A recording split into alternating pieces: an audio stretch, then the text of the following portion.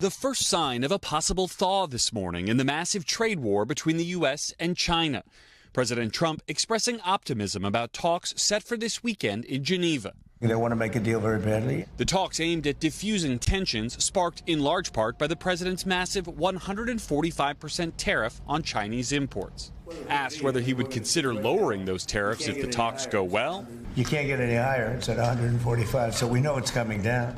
5 weeks after unveiling his tariffs on top U.S. trading partners, the president touting the outlines of a new trade agreement with the U.K., with final details expected to be worked out in the weeks ahead. British Prime Minister Keir Starmer joining by phone. I think it's really important that we've been able to get this deal over the line now. The agreement will roll back U.S. tariffs on British cars, as well as steel and aluminum, of which Britain is not a major exporter. In exchange, the Brits agreed to open up access and lower tariffs for American companies selling beef, poultry, ethanol, and other products. But a 10% U.S. tariff on British imports will remain. In a rare joint statement, America's big three automakers say the agreement, quote, hurts them, adding, "We are disappointed that the administration prioritized the U.K. ahead of our North American partners." The president warning companies shifting production from China to other countries won't help them avoid high tariffs, like toy giant Mattel, maker of Barbie and Hot Wheels, which recently said it would move some production to India. That's okay.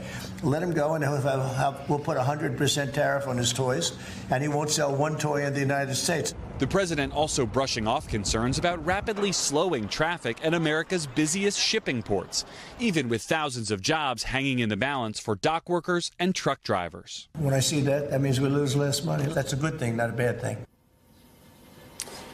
The president also making two notable personnel moves overnight. President Trump announcing he's appointing Jeanine Pirro, a current Fox News host and former judge and county district attorney, to be the interim U.S. attorney for Washington, D.C., after bipartisan Senate opposition forced the president to pull his previous nominee. And President Trump also ordering the firing of the Librarian of Congress, Carla Hayden, overnight by email from the Presidential Personnel Office. It's not clear yet why Trump fired the Obama appointee who had 1 year left on her 10-year term, or who he plans to appoint in her place. Craig? Garrett Haake from the White House there. Garrett, thank you. Quick programming note here. We do want to mention that Transportation Secretary Sean Duffy will be one of Kristen Welker's exclusive guests this Sunday on Meet the Press.